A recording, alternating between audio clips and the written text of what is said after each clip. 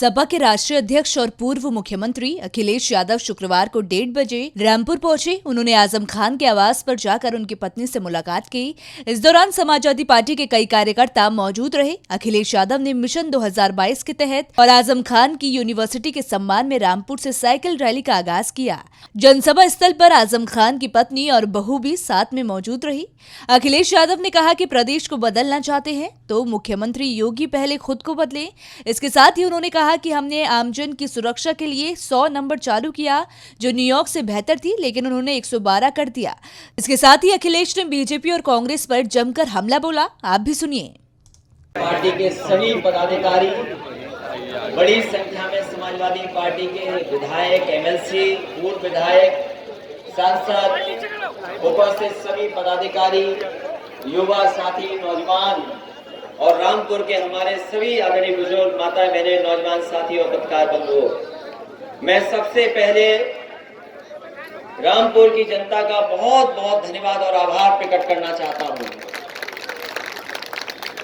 आज का दिन बहुत ऐतिहासिक दिन है और ऐतिहासिक दिन में इसलिए बोल रहा हूं, हमारे ये समाजवादी पार्टी के साथी जो लाल टोपी पहन करके आए हैं और रहते हैं पहने, वो जानते हैं कि जब जब साइकिल चली है उत्तर प्रदेश में बदलाव लाने का काम साइकिल ने किया है।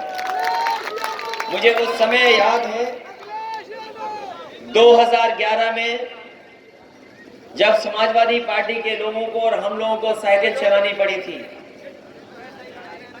और लगातार समाजवादियों ने साइकिल चलाई और उसका परिणाम यह हुआ कि उत्तर प्रदेश में उस समय जो सरकार थी उस सरकार का सफाया हो गया। ये कहीं न कहीं हमारे ऊपर भगवान की कृपा है, समाजवादियों पे आशीर्वाद है और आज का आशीर्वाद तो दिखाई इसलिए दे रहा है, अगर ये बादल न होते तो शायद हम और आप यहां पर बैठ नहीं पाते।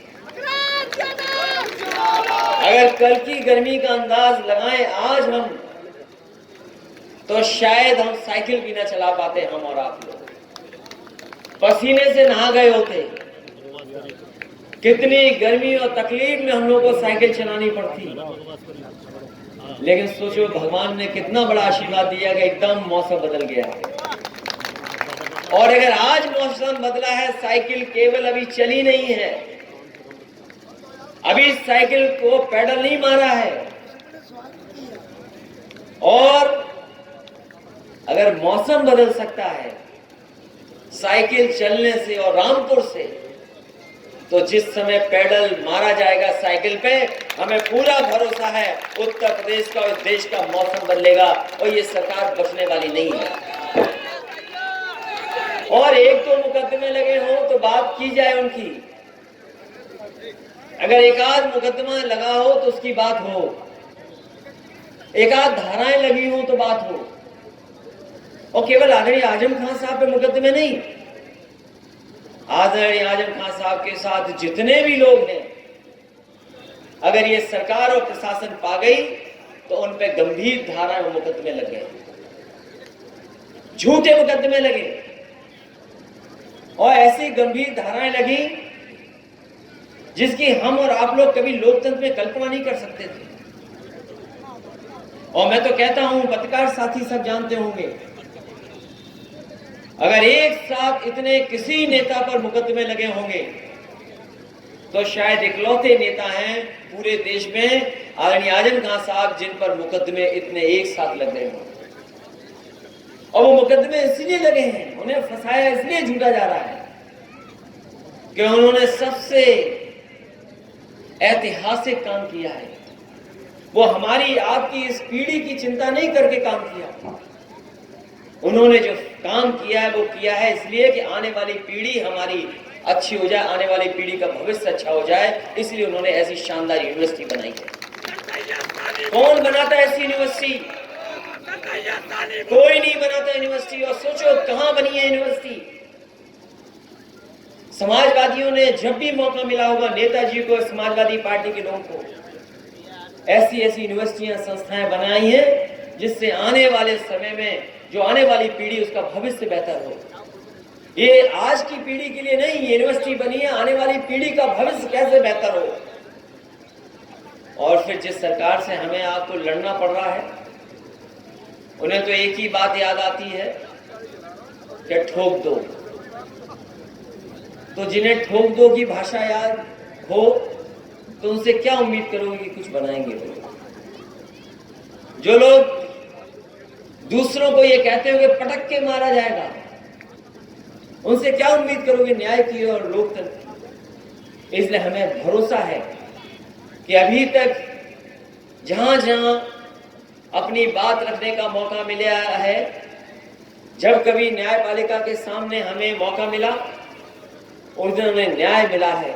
और हमें पूरा भरोसा है कि आने वाले समय में जब भी न्यायपालिका हमारी बात सुनेगी, आदरणीय आजम खान साहब की बातों को जानेगी, न्यायपालिका हमें पूरा ईमानदारी से न्याय देने का काम करेगी। और ये लड़ाई लगातार चलती रहेगी।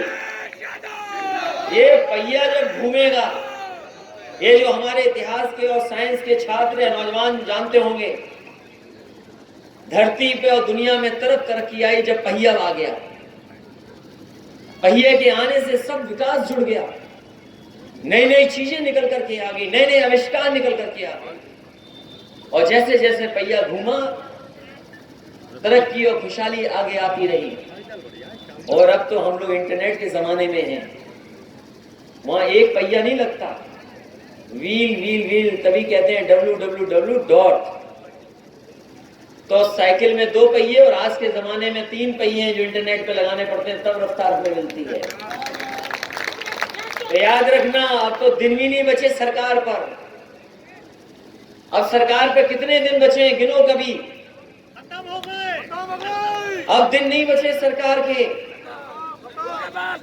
ये पंचायत का चुनाव शुरू खत्म होते ही आप देखोगे बंगाल का चुनाव खत्म होगा, अपने आप उत्तर प्रदेश का चुनाव शुरू हो जाएगा। वो तो कल शुरू होगा, लेकिन समाजवादी पार्टी आज ही अपनी साइकिल चला करके आने वाले समय में 2022 में सरकार बने, उसका प्रचार आज से ही शुरू कर रहे हैं। और याद रखना साथियों, ये जो हमला हो रहा है, ये जो हमला होने जा रहा है, लगातार जो हमला हो रहा है यहाँ के रामपुर के लोगों पर, ये सब पर होगा, कोई बचेगा नहीं, कोई नहीं बचेगा जिस पर हमला न करा जाए। ये भारतीय जनता पार्टी के लोग किसी न किसी तरीके से न करें। क्या आपने बंगाल में नहीं देखा क्या हो रहा है? बंगाल में कौन सी संस्था नहीं है जो पीछे न पड़ गई हो, कौन सी धाराएं न लग रही हो, कौन सी परेशानी न पैदा की गई हो। और देखा आपने क्या हुआ, उनके पैर में चोट लग गई। पैर में इसलिए चोट लगी कि वो जानते हैं कि अगर पैर में चोट आ जाएगी तो कोई चुनाव प्रचार नहीं कर पाएंगे। तो हमले अभी वही नहीं हुए हैं, हमले अभी हम पर और आप पे भी होने वाले हैं। और कहीं ना कहीं साजिश के तहत, और उसमें शामिल सरकार है। बताओ, मुरादाबाद में कोई मामूली हमला हुआ हम लोगों पर, आप पर? पहले उन्होंने लिफ्ट की लाइट बंद कर दी जिससे लिफ्ट न पहुंच पाए। वो खबर नहीं बनी कि होटल की लाइट किसने बंद कर दी जिसमें लिफ्ट से हम न निकल पाए। और फिर प्रेस ने जो किया, कुछ लोगों ने जो किया, वो किसके इशारे पर किया है। इसलिए मैं कहना चाहता हूं, ये हमले बंद नहीं होंगे चुनाव तक। समाजवादियों को तैयार रहना पड़ेगा ऐसे हमलों पर मुकाबला करने का। और अब तो दिन नहीं बचे, 300 ही दिन तो बचे हैं चुनाव के। 306 चुनाव के दिन, 300 दिन से ज्यादा नहीं है। और अगर बरसात का महीना निकाल दो, बरसात का 1 महीना निकाल दो, पंचायत के चुनाव के 2 महीने निकाल दो, 3 महीने निकाल दो, तो बताओ कितने दिन बचे हैं। इसलिए दिन भी कम बचे हैं। जितनी परेशानी का सामना करना था सब हम लोगों ने कर लिया। अब जो कुछ होना है सब अच्छा होगा, कुछ खराब नहीं होने वाला। इसलिए मैं बधाई देना चाहता हूं अपने सभी कार्यकर्ता नेताओं को जो आज साइकिल चला रहे हैं। जहां तक सवाल रामपुर के विकास का है, यहीं पर बैराज बन रहा था। बैराज बन जाता, पुल बन जाता, तो यहाँ के लोगों को सुविधा मिल जाती है, आना जाना आसान हो जाता है। सब यहाँ के आसपास के लोग जो 3-4 विधानसभाओं के हैं, उन्हें आराम मिल जाता है इस रास्ते से। लेकिन पता नहीं सरकार क्या चाहती है उस रास्ते को रोक करके, उस विकास को रोक करके। जो उस समय शुरू हुआ काम आज भी वैसा ही का वैसा अधूरा पड़ा है, अभी तक वो काम आगे नहीं बढ़ा पाई है सरकार। ये सरकार का सबसे बड़ा काम है।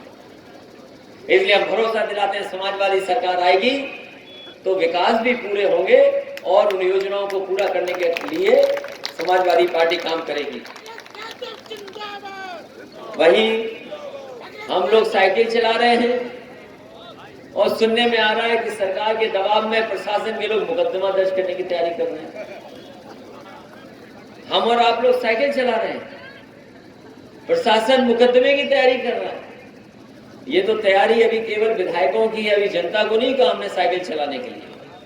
जिस दिन समाजवादी पार्टी के लोग अपील कर देंगे साइकिल चलाने वालों के, तो सड़क पे जगह नहीं बचेगी, इतनी साइकिल चलेगी। और पता नहीं सरकार वाले भी क्यों चाहते हैं कि हम और आप साइकिल ही चलाएं। ये सरकार वाले भी चाहते हैं, ये सरकार वाले भी चाहते हैं कि हम और आप साइकिल चलाएं। तभी तो डीजल पेट्रोल की कीमत देखो कहां पहुंच गई है। डीजल और पेट्रोल की कीमत कहां पहुंच गई है। तो सरकार खुद इशारा कर रही है कि आप लोग साइकिल चलाओ। इन्हीं शब्दों के साथ मैं सभी कार्यकर्ता साथियों को बधाई देता हूं, धन्यवाद देता हूं।